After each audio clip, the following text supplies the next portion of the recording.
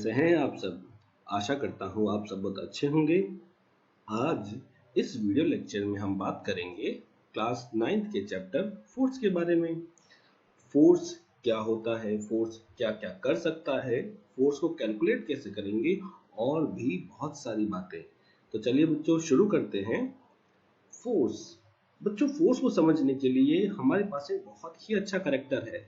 उस करेक्टर का नाम है, ये हमारा करेक्टर है और इस करेक्टर का नाम है चिंटू। ओके बच्चों, मान लो ये चिंटू अपने घर पे था और घर पे सो रहा था। इसकी मम्मी जी ने इसको कहा कि चिंटू उठ और अपने रूम की सफाई कर। तो चिंटू ने बड़े बेमन से उठ के अपने रूम की सफाई करना शुरू किया। चिंटू ने देखा कि बहुत सारा सामान अपने रूम में बिखरा हुआ है। तो चिंटू ने क्या किया, एक एक करके उस ऑब्जेक्ट को जो भी उसके रूम में फैले हुए थे उसको अपनी जगह पे अच्छे से रखना स्टार्ट किया। अच्छा, क्या चिंटू ने उस सामान को रखने के लिए कुछ इफेक्ट लगाया क्या? कुछ भी उसने काम किया? बिल्कुल किया। और उस काम को करने के लिए जो इसने इफेक्ट लगाया बच्चों, उसी को हम कहेंगे फोर्स। सो अब चिंटू ने जैसे ही अपना रूम साफ किया, मम्मी जी खुश, चिंटू खुश, और फिर क्या, चिंटू फिर से सो गया। सो आज जिस चैप्टर के बारे में हम बात करेंगे उस चैप्टर में भी कुछ ऐसा ही है। अगर हम बात करें कि किसी भी प्लेस पे पुश या पुल हमें दिखाई देखने को मिलता है, उससे हम कहेंगे फोर्स। अच्छा, ये पुश या पुल किस पर होगा? किसी न किसी ऑब्जेक्ट पर होगा। ऑब्जेक्ट क्या होता है बच्चों? ऑब्जेक्ट हर वो मटेरियल जिसमें कुछ ना कुछ मास अवेलेबल हो, कुछ ना कुछ मैटर अवेलेबल हो, उसे हम ऑब्जेक्ट कहेंगे। फॉर एग्जाम्पल आपका school bag, water bottle, etcetera. There are so many other things.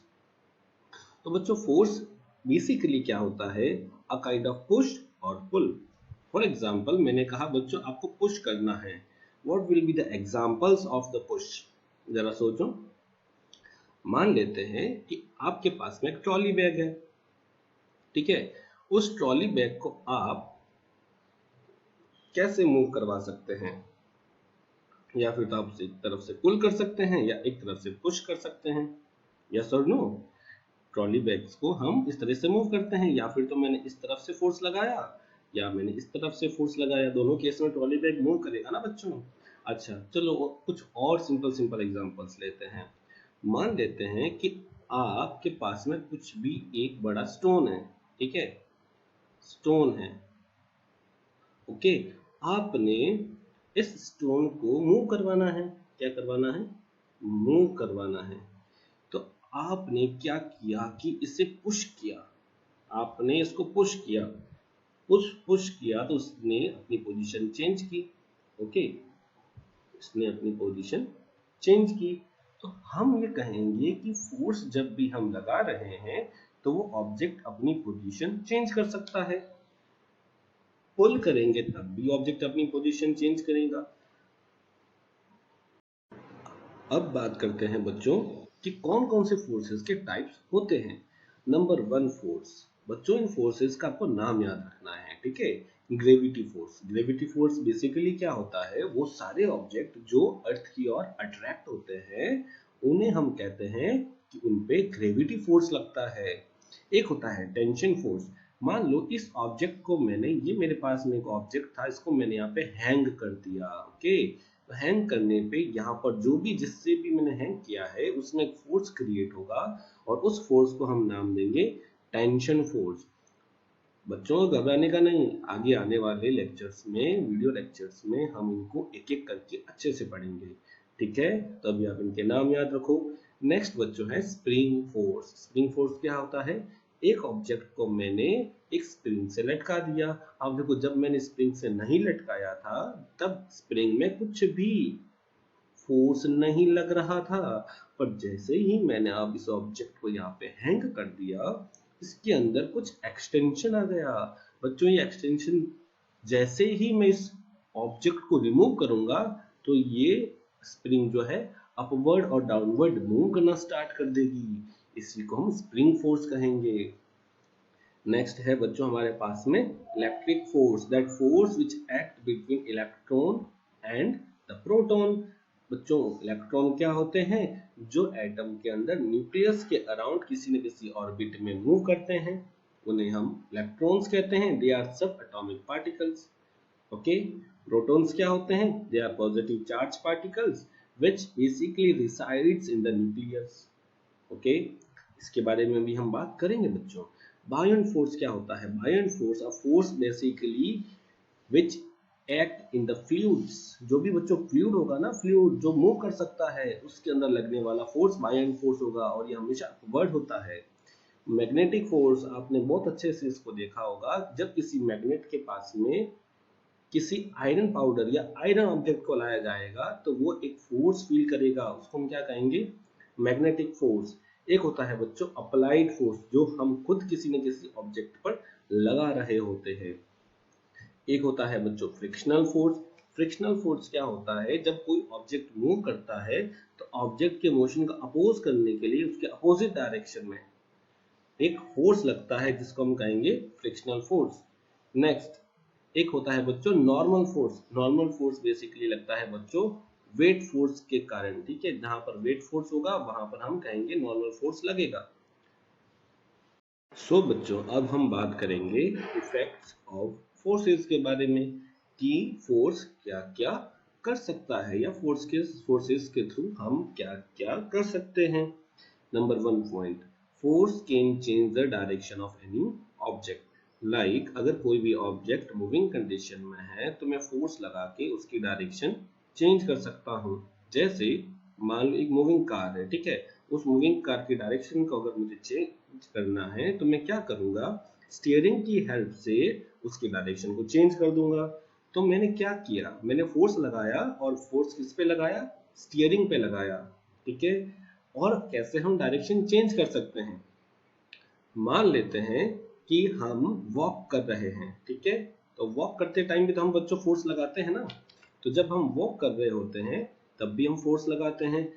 Walk करते टाइम अगर मैंने डायरेक्शन चेंज किया तब भी मैंने फोर्स लगाया, और वो फोर्स कहां से लगा, लेग्स के थ्रू लगा, ठीक है बच्चों।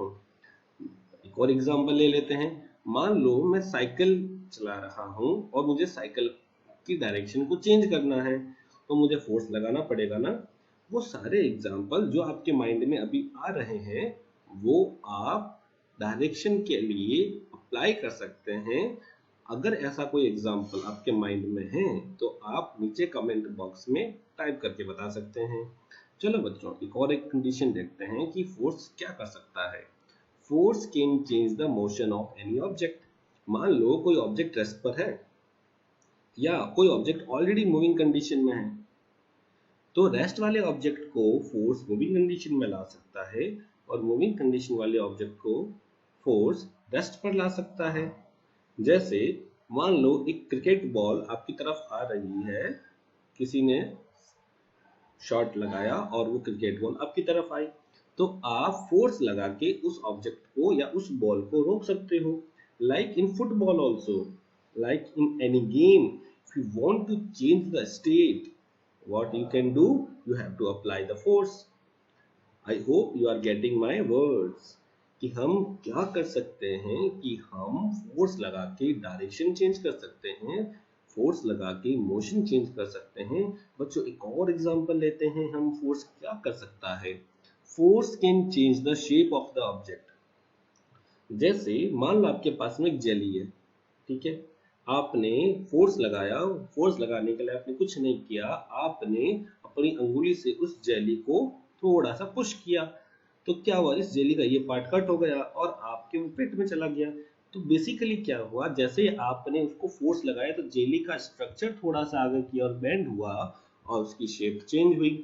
एक और एग्जांपल लेते हैं, मान लो आपके पास में एक बलून है, आपने बलून के अंदर हवा भरना स्टार्ट किया, तो क्या होगा, बलून जो होगा वो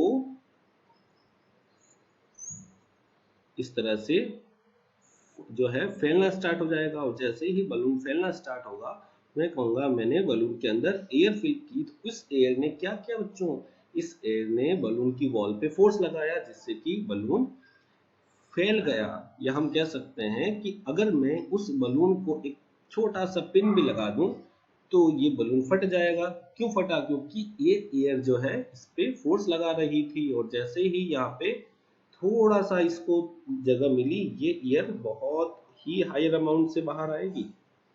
खैर, इसके बारे में भी हम बात करेंगे आगे कि कैसे फोर्स जो है वो एप्लीकेबल होता है हर एक उस कंटेनर के अंदर जहां पर कोई गैस हमने फिल की है।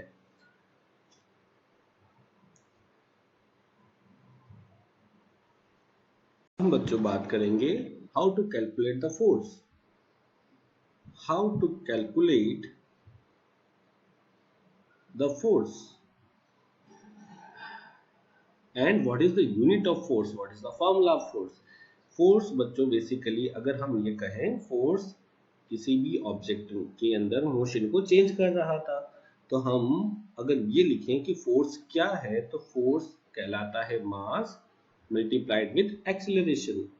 ठीक है, इस फॉर्मूले को आप कैसे याद करोगे? तो इसके लिए मेरे पास में एक फनी तरीका है ना। चलिए कैसे याद करते हैं। देखो, हमारे घर में फोर्स कौन लगाता है? हमारी माँ फोर्स लगाती है ना, तभी तो हम पढ़ते हैं।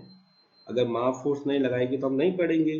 The force which applied by man is called the external force. Okay, basically हम इसको ऐसे याद रखेंगे कि मास और एक्सेलरेशन, एक्सेलरेशन बच्चों मोशन के साथ में लिंक्ड होता है। ठीक है, और मास की अगर बात करें तो ये मैटर के साथ लिंक होता है, कि मास का मतलब होता है मैटर। तो force is equals to mass multiplied with acceleration. हम अगर इसके यूनिट की बात करें बच्चों कि फोर्स की यूनिट क्या होती है, तो स्टैंडर्ड यूनिट की बात करें ऐसा सिस्टम में, ऐसे सिस्टम में हमारे पास में फोर्स की यूनिट क्या आएगी। तो देखो बच्चों, मास मैं एक बार फिर से लिख देता हूँ, force equals to mass multiplied with acceleration. The mass has the unit kg and acceleration has the unit meter per second square. Okay, so this will be the first unit of force. बच्चों, इसी को kg metre per second square को overall हम कहते हैं Newton. In the honour of sir Isaac Newton हम इस unit को और भी क्या कहते हैं? न्यूटन कहते हैं। आई होप कि ये दोनों यूनिट आपको ध्यान में रहेगी और इसको याद भी रखना है बच्चों। ठीक है, अब फोर्स कैसी क्वांटिटी है बच्चों? जब भी हम फोर्स लगाएंगे तो हमारे पास में डायरेक्शन गिवन होगी। सो फोर्स के अंदर डायरेक्शन भी होता है और मैग्नीट्यूड भी होता है, तो इसलिए फोर्स बच्चों एक वेक्टर क्वांटिटी है। ठीक है, फोर्स के अंदर डायरेक्शन भी होगा, मैग्नीट्यूड भी होगा। लाइकवाइज अगर मैं ये कहूँ मैंने एक ऑब्जेक्ट के ऊपर फोर्स लगाया, तो मुझे ये पता है ना फोर्स कौन सी डायरेक्शन में लगा। तो अगर मुझे डायरेक्शन पता है तो वो सारी क्वांटिटीज जिसके साथ में डायरेक्शन आएगा वो वेक्टर क्वांटिटी कहलाएगी। सो फोर्स एक वेक्टर क्वांटिटी है। ठीक है, चलो नेक्स्ट एक छोटा सा एग्जांपल लेते हैं। ठीक है, मान लेते हैं कि एक ऑब्जेक्ट का मास है 1 kg और उसके अंदर एक्सेलरेशन प्रोड्यूस होता है 2 मीटर पर सेकंड स्क्वायर का। तो चलो बच्चों, फोर्स को कैलकुलेट करो वीडियो को पॉज करके। Yes, the force will be equal to mass multiplied with acceleration. Mass will be 1 kg, acceleration will be 2 meter per second square. So force कितना हो जाएगा बच्चों? 2 kg metre per second square. इसको हम ऐसा लिख सकते हैं 2 न्यूटन। नेक्स्ट बच्चों बात करते हैं सेकंड क्वेश्चन की। अगर किसी ऑब्जेक्ट का मास है 10 kg, ओके, और उसके अंदर acceleration 0.1 metre per second square का प्रोड्यूस होता है, तो बच्चों फोर्स कैलकुलेट करो। Force will be equal to mass multiplied by acceleration 10 multiplied by 0.1। तो बच्चों यहाँ पर 10 क्या है? केजी है। केजी कैसी यूनिट है बच्चों? एक ऐसा यूनिट है। आपको ध्यान रखना है कि अगर ये ग्राम में होगा तो आपको केजी में कन्वर्ट करना पड़ेगा। सिमिलरली हमारे पास में एक्सेलरेशन की यूनिट है मीटर पर सेकंड स्क्वायर, तो अगर हमारे पास सेंटीमीटर में है तो भी हमें उसे मीटर में चेंज करना पड़ेगा। ये भी हम एक क्वेश्चन के थ्रू समझेंगे बच्चों। ठीक है, तो बच्चों ये बताओ 0.1 का डेसिमल मैंने हटाया, 10 से एक जीरो कट हो गया, this will be 1 kg metre per second square, और इसी को हम कहेंगे 1 न्यूटन। चलो बच्चों कुछ एग्जांपल्स हम और देखते हैं, ट्राई करेंगे समझने का। So you can note down this, you can take the screenshot. Next question पर आते हैं बच्चों। मान लेते हैं कि मेरे पास में फोर्स मुझे कैलकुलेट करना है, ठीक है। I have to calculate the force. मुझे मास गिवन है 100 ग्राम, एक्सेलरेशन मुझे पता है 1 metre per second square. So what will be the force? क्या आप कैलकुलेट कर सकते हो? चलो बच्चों कैलकुलेट करते हैं। फोर्स का फॉर्मूला होता है mass multiply by acceleration, but we know that the mass is in KG, so we will convert this gram to kg, so we will divide it by 1000, 20 will be cut by 20, 1 by 10 kg, or we can write 0.1 kg, so that mass will be equal to 0.1 kg multiplied with what is the acceleration, 1 meter per second square. So the force will be 0.1 kg meter per second square और 0.1 Newton. I hope कि ये simple examples आपको समझ में आए होंगे। आने वाले वीडियो लेक्चर्स में हम और भी फोर्सेस के बारे में बात करेंगे। तो आज के लिए इतना ही। होप कि आप अपने डाउट्स कमेंट बॉक्स में टाइप करेंगे और मुझे बताएंगे। नेक्स्ट क्लास में हम इन सारे डाउट्स को डिस्कस करेंगे with your name. So till then, have a good day, nice day and enjoy your day. Thank you.